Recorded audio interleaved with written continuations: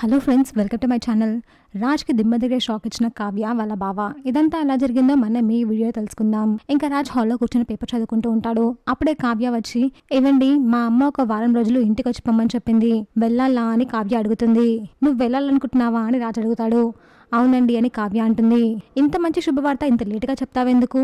హ్యాపీగా వెళ్ళిరా అని రాజ్ అంటాడు. అన్నయ్య మనసు నిజంగా వెన్నపూస కంటే మెత్తది అని కావ్య వాళ్ళ బావ అంటాడు. కళావతి, నువ్వు హ్యాపీగా వెళ్ళిరా, నేను ఇక్కడ ప్రశాంతంగా ఉంటాను, నా గురించి ఏం ఆలోచించకు అని రాజ్ అంటాడు.